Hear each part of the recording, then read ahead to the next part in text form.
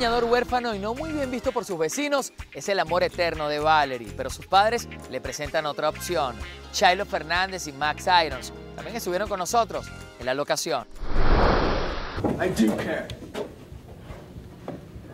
I'm trying to be smart about it. Peter has a secret with Valerie.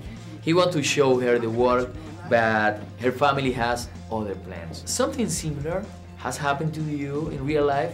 You know, I remember in high school I had a girlfriend who was Mexican, and the older brother was very protective and not really willing to let her spend as much time with me as I would have liked, probably.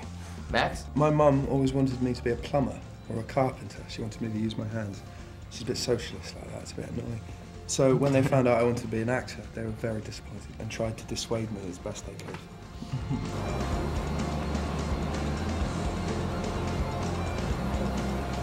Max, you have the worst part in this story. Yes, your future wife does not love you, and you're not the bravest man in the village. No. Was it hard to show all these feelings on screen? It was very easy, mate, 'cause that's how my life is. No, it was, you know, you're right, he starts off as a bit of a coward, and he's overcautious.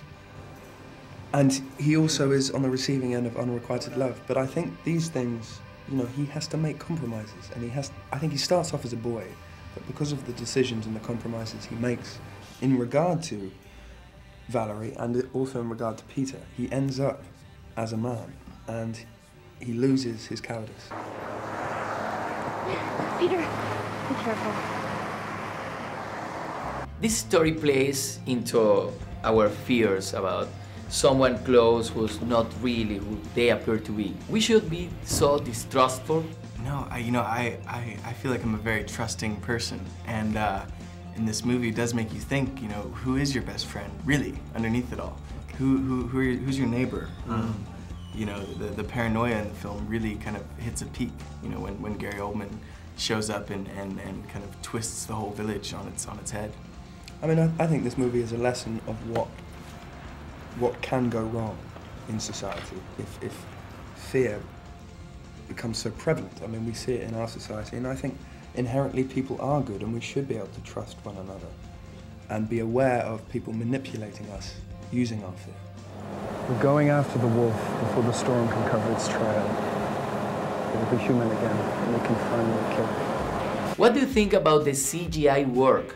Are you happy with the look of your dangerous casting partner? Yeah, he's wonderful. My character doesn't have a lot of interaction with the wolf, so luckily I didn't have to do that acting with the kind of golf ball or the tennis ball or Catherine playing the wolf, but it was very scary, very realistic, just menacing. Yeah, it was fantastic.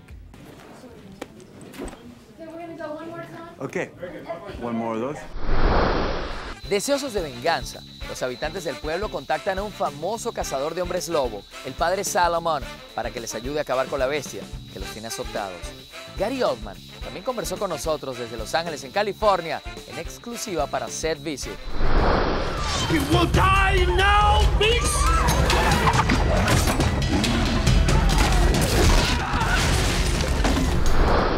Your character arrives as a messiah to the town, and this movie shows us that the time of the messiahs, it's over. Yes, I guess I do. They put so much hope in me, but they don't quite know what they're getting when they get me. It's a bit like, perhaps it's a bit like ordering a catalogue bride, you know what I mean? You know, they see the picture, but then you arrive, and yeah, I arrive and really sort of stir things up. It's just my MO. It's just the way I work. You know, Solomon comes in and he's looking for a werewolf, and he believes that any one of them could be the werewolf, and so he stirs up all this mistrust and all this paranoia, and you know. But I arrive in great style. No. You will die now, beast!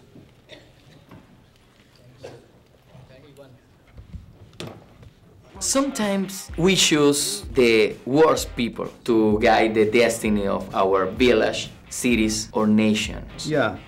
But it's uncanny how that happens with frequency. Yeah. In history, huh? Yeah. With alarming regularity. Oh. Yeah, it seems to be. Was Penelope. She gave me 2 beautiful daughters. And we were a very happy family. What do you think? I think that a man possessed, like the father Solomon, and hungry of power could be more dangerous than the werewolf. What do you think about that? But it's not a physical danger. It's a spiritually and intellectually dangerous. But the wolf is obviously more physically dangerous. But I absolutely believe that. Yeah, he is that. Yeah, he believes that what he's doing is the right thing. Yes, but it's wrong. He's just not very nice. Mother Solomon! In the tower! Come quick! He's run to the top! When will you come to Latin America? I hope to come one of these days. You need to come to Caracas, Bogotá, Aruba, Yeah, to go to the beach. yeah.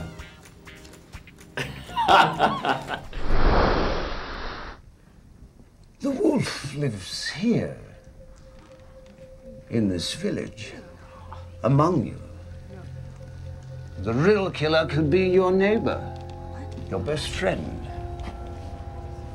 even your wife. La llegada de Salomon tiene consecuencias imprevistas y pone en alerta al animal, quien adopta una forma humana durante el día, por lo que podría ser cualquiera de ellos. Enseguida regresamos con más de Red Riding Hood.